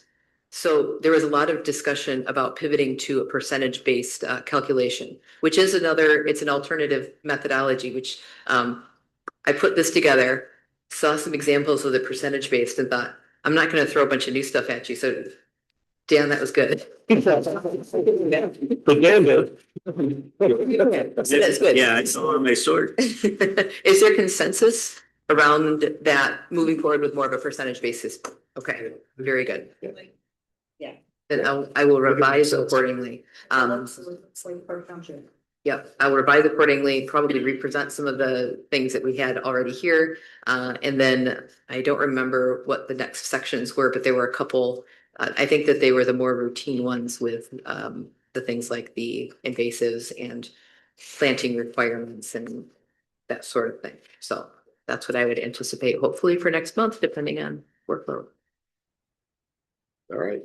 Very good. Next month, which will be, it is April. So next month, which would be Dennis and Ron's last meetings. That's right. Go out with a bang. Oh, man. Quite a bit about White Oak and Red Oak. Okay. Had to relocate 15 store. Oh. Because the acorns just were so prolific last fall Mm. that they have all gained up and taken over my backyard. Wow. But, they went to West Holland Township. Did you move them there physically or? Nice. I'll have a beautiful trap and peanut butter peanuts and seeds that I put out, just they can't resist. You did it humanely. That's the most important. Dennis, that's where our skunks went also. All right. We've got one more item on the agenda. Does anybody need a quick break before we jump in, or do we want to just plow forward? Good. All right. All right, let's move forward. Next item is our C2 and parking ordinance. Mika, I know you've made some updates since our last meeting, so. Yeah, so I really kind of just wanted to I knew this wasn't the primary focus of this meeting, but we put it on ice and I thought it's been there long enough. It's time to kind of pull this off and get it moving through. So I really just wanted to kind of get it back on your radar and get you thinking about it again. I think it's relatively close. There were just a few things that I had pointed out as possible changes or discussion points. And let's see, oh, that did not turn out very well. So I'll run through those quickly and then see kind of where you had interest in discussing more. One is the kitchen in the small motel units. We had talked about that last time. I didn't have in my notes if there is a final conclusion on that. I will say Dennis is going to update on the ZBA later today, but there was a variance that was approved for it was a lesser relaxation. Someone was asking for a kitchen in one of these smaller motel units, and it was improved as just the sink without the stovetop or the range. I think that was kind of the direction that this was going, but that's kind of where that was. Parking with a number of spaces for short-term rentals. I had an interesting conversation at the staff level about this when we were talking about this, because somebody reminded me we were looking at plans that we had approved a few years ago on a more challenging property, and reminded that the health department calculates the area of required septic field based on the number of bedrooms in a house. So when people don't want to install a larger septic field, they'll name their bedrooms things like massage rooms and spa rooms. And we've seen all kinds of things. People are endlessly creative. So we had talked about pinning the number of parking spaces to short-term rentals to bedrooms. I think that makes logical sense, but it does allow a little bit of that play. So a couple ideas. I think what I've proposed is instead switching it to on a square footage basis. And I'll say, I think I put a number there. It should probably use a little bit more consideration than just the number that I used as a placeholder. It was there kind of as a concept. Or, alternatively, if you really, really liked the bedroom, we could also, and we might want to do this anyway, give a definition of the bedroom that would be within the zoning code. So the building code has its own definition of bedroom. One of the things that we find sometimes is for a room to qualify as a bedroom under the building code, it needs a particular size of egress window. So sometimes people will say, well, it's not a bedroom because it doesn't have a legal egress window. So now in order to avoid the requirements of a septic field that's a size that they don't want to install, you have extra bedrooms that are oversized for the system, but they're now not especially safe because they don't meet egress standards. So few considerations there when it comes to both parking and to bedrooms. I thought there was one more thing. Oh, parking, stacking, and drive-through facilities. When I read through this again, I realized that I had been interchanging in my mind drive-through facilities for drive-in facilities. Our ordinance currently allows drive-in facilities as opposed to drive-through facilities. So I had added some of that language just to modernize and clarify a little bit. Also had some conversations as far as stacking goes. There's some language that would allow you, there are a couple ways to go on this, but the base when it comes to the parking section is it allows you the discretion to either increase or decrease based on the type of use that's being approved. Right. So some drive-throughs will not require a whole lot of stacking area, and I'm sure that you can think of others that do require quite a bit more stacking area. You don't want to be overly burdensome for a place that doesn't require as much, but I mean, I think you've been through places, they may have been mentioned in this meeting, where there's not enough room and it overflows onto the road and creates a hazard, so. Right. So drive-in versus drive-through. Mhm. When I think drive-in, I'm thinking old school. Maybe this is dating me, but the old A&W. So where you drive in and park, with or without. So you can do that in part. Apparently that's approved, which tells us when this was written originally. No, so, but is that what's being referenced? Is it drive-in where you Yes. drive? Okay. Wow, okay.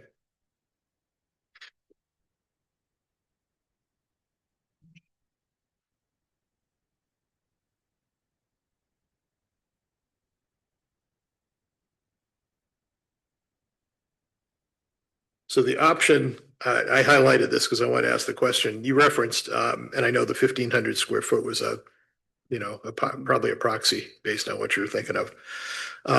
Would that apply, this parking spaces would apply regardless of number of bedrooms, or is it assuming that we tighten down the definition of what a bedroom is? It was assuming that it would be unrelated to number of bedrooms. Okay, But so it wouldn't if you have matter. bedrooms, I can revise. I'm just thinking about what you just explained about what people sometimes call bedrooms, Yeah. but not, because of the healthcare. If they will health defend requirement. that, Yeah. it's not a bedroom. But they're probably still gonna put a bed in there. It is defining it as spaces for. The square footage of the dwelling unit, I'm just thinking about, okay, what's the next way they're gonna get around things? Mhm. So you wouldn't get to 3 spaces until you got to 3,000 square feet? Is that what you're thinking?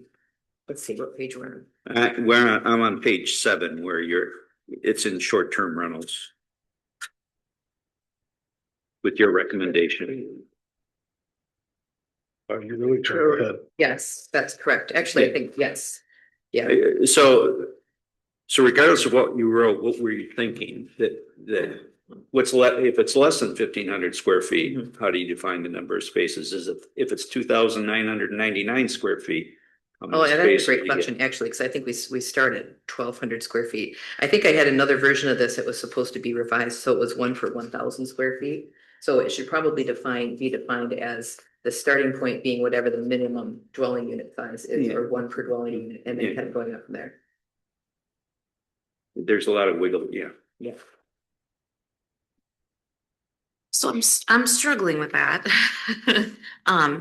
Having had the experience of living next to a short-term rental, as we're having discussions about what constitutes a bedroom and where people are going to sleep in short-term rentals, and having seen 10 cars next door, and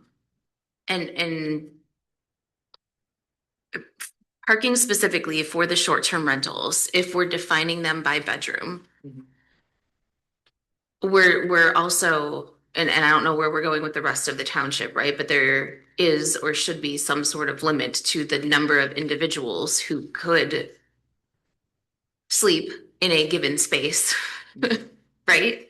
Do we have that defined in an existing ordinance? Number of people who can sleep in a given space? Yes. No, not in any township ordinance. I'm thinking it's not something that we've ever looked at or enforced.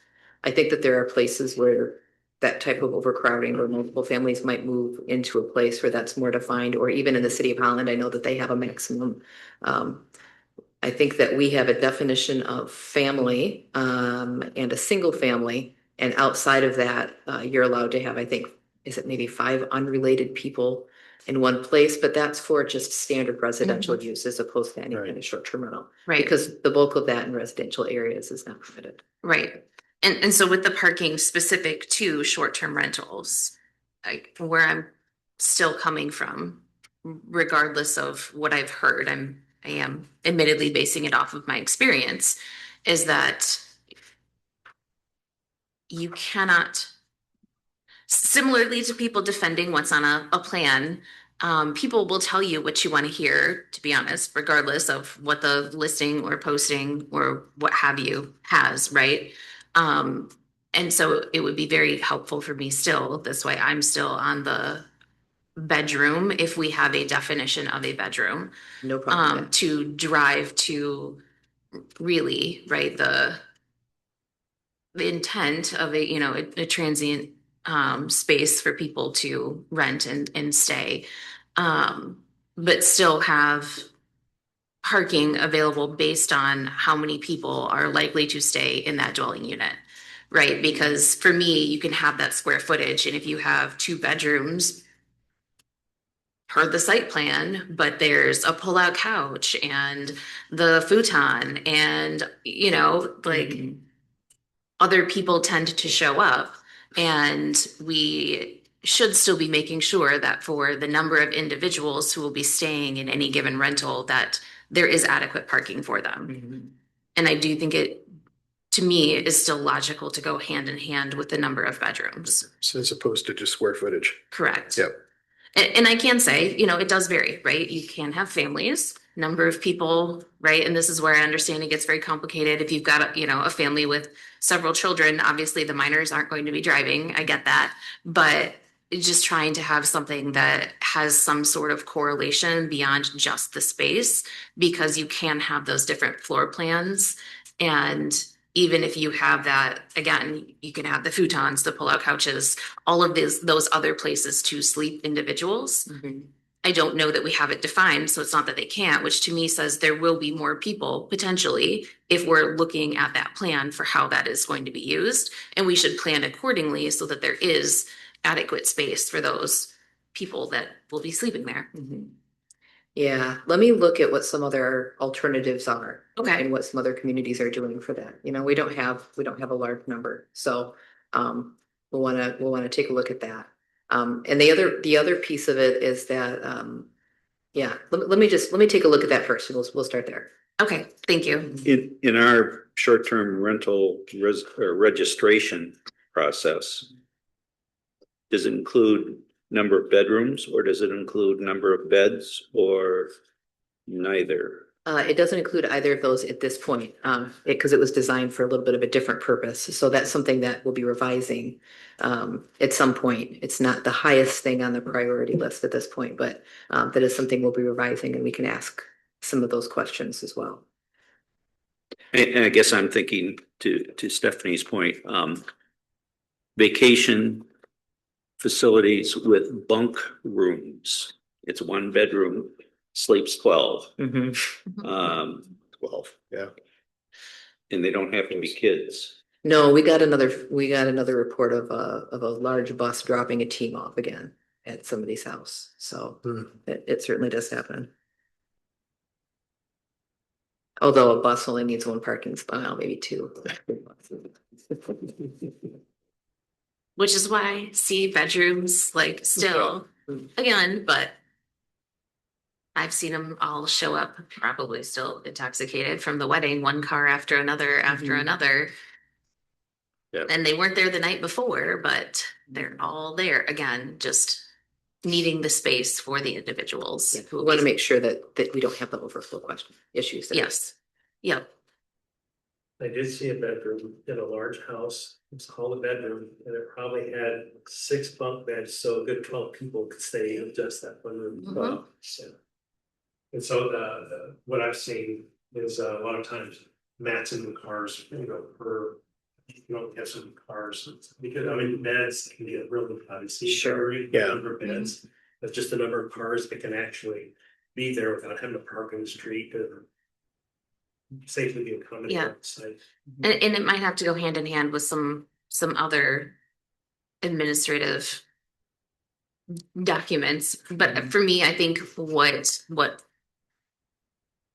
what we decide would partially be driven by how else it could be managed, right? Because the intent is to mitigate any potential concerns of parking in inappropriate places for the businesses, right? And we've seen Right. our C2 areas are already relatively congested. And so there's Many of them, yeah.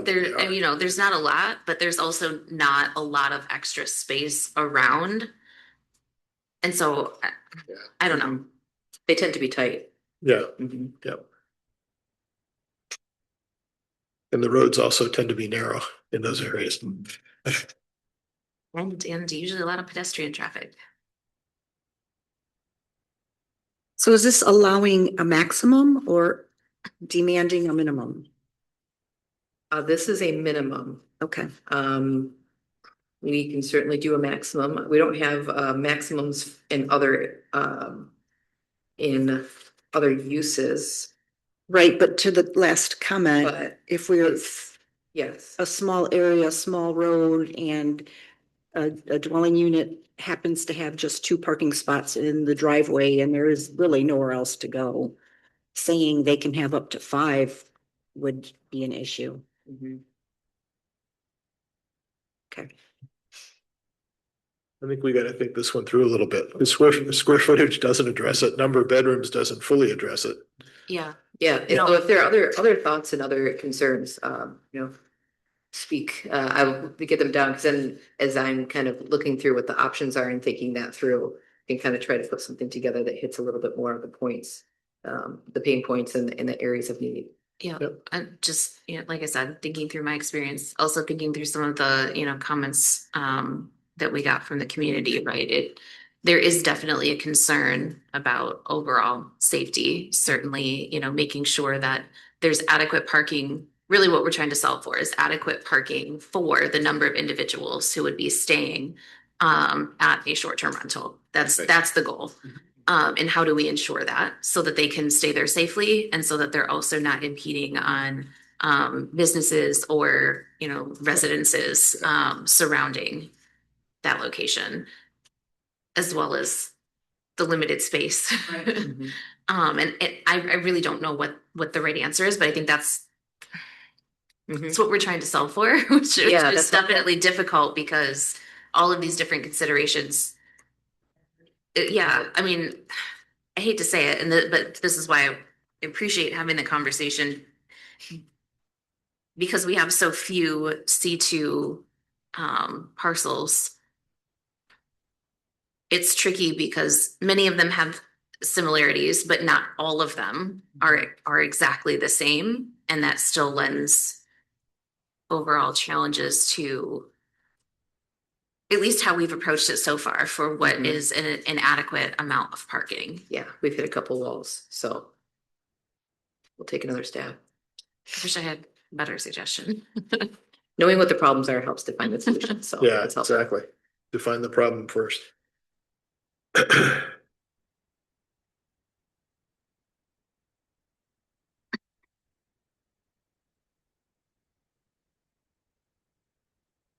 Anything else on C2 or C2 and parking?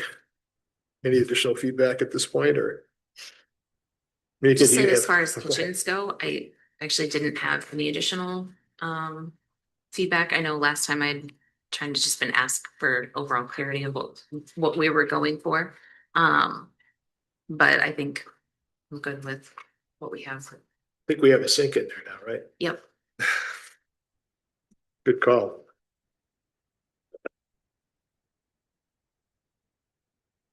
All right. Thank you, Mika. You bet. Great work on Pleasure. this. Well, thanks for bringing it back up. We do want to keep moving forward on this and get this one resolved as well. All right, moving on. Other business and announcements. Dennis, since I almost tripped over you the last time and forgot to ask about ZBA, how about if you go first? Okay. I feel reinstated. We met on March 30th, 2026.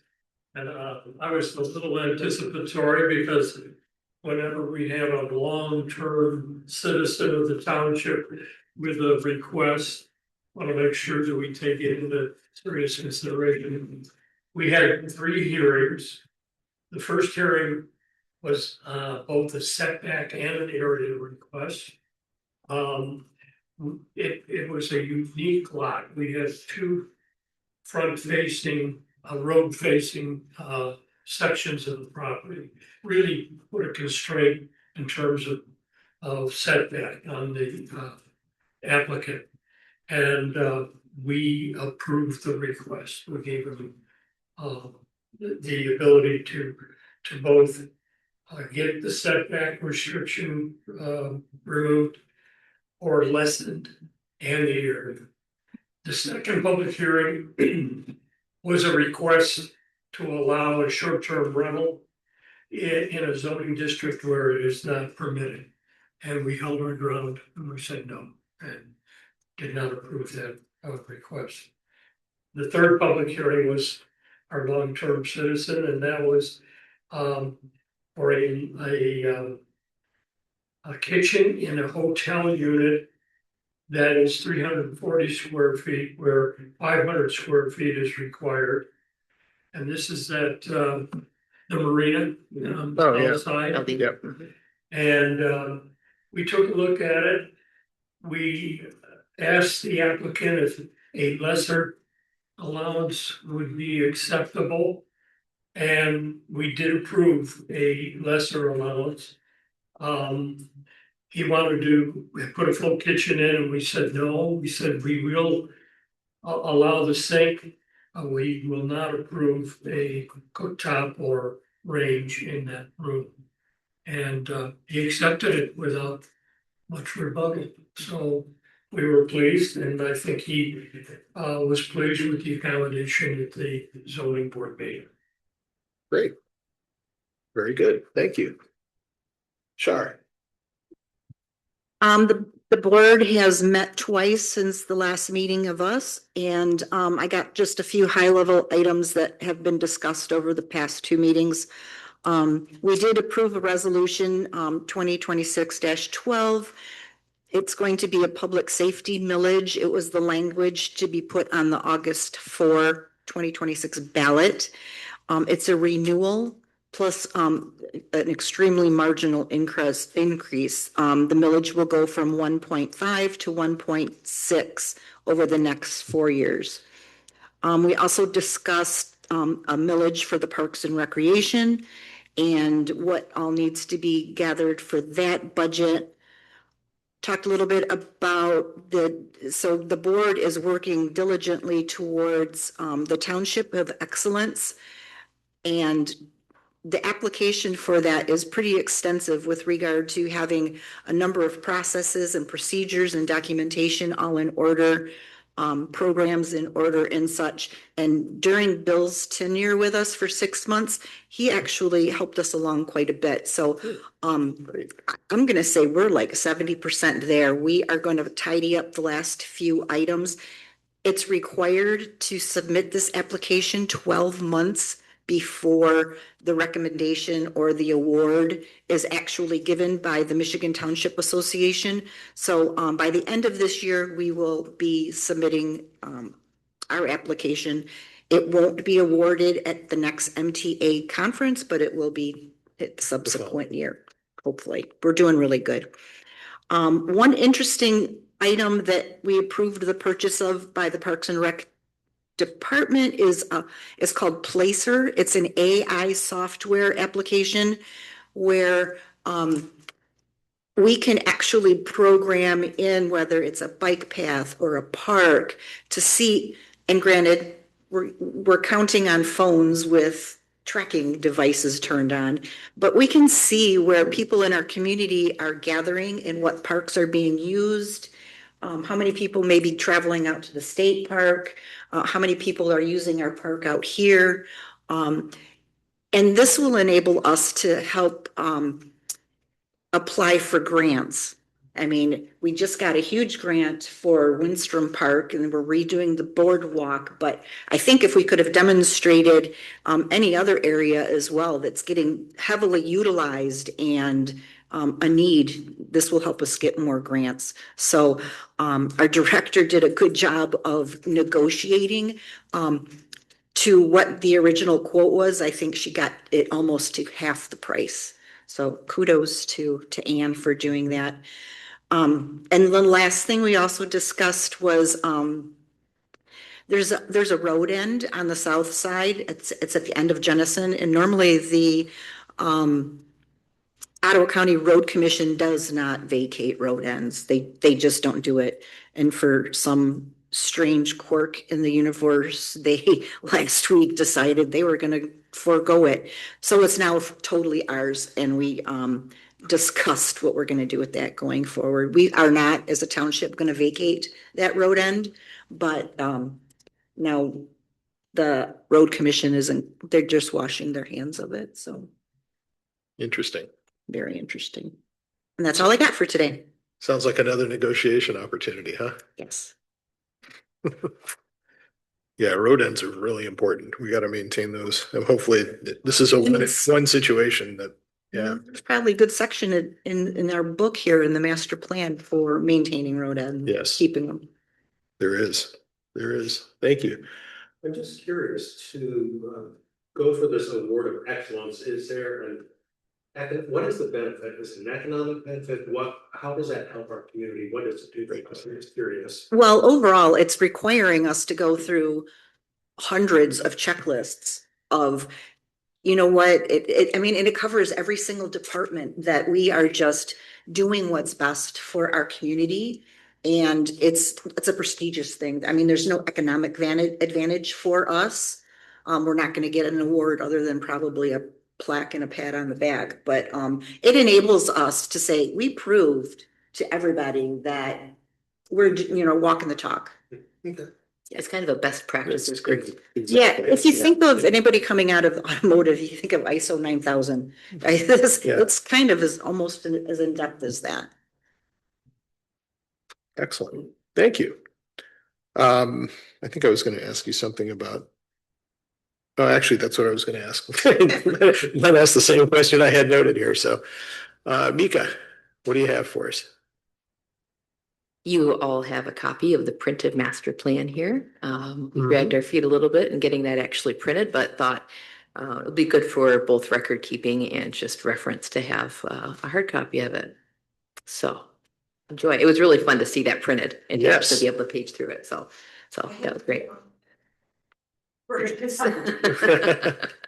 Yeah, and I think that's probably, I mean, that's what I always use as well. So, but it's awfully nice to have that hard copy, and it's good for the file because we'll still be able to open it in 50 years. And 2028's not that far behind, far away. It was 2020, we started on that in 23, right? So it was, wow. Time does fly. I guess the only thing I would add is that, and we saw a notice go out this week on this, we have effective June, as Len and Dennis mentioned, May will be their last meetings. And so that means that we have two openings for excellent people that can follow in your guys' steps on Planning Commission and also one on ZBA. So I know the note went out. I know we've got a posting on the, yes. Yeah, we've got I think is that official? I Yeah. think it's one regular member. Well, we have one regular member and then we have our liaison. Right. And then we have at least one of the alternates that his term limited out as well. Okay. I'm still playing phone tag with the other one, but Okay. we have one there. So if you'd like to participate, You know, have somebody. it would. It would. Yep.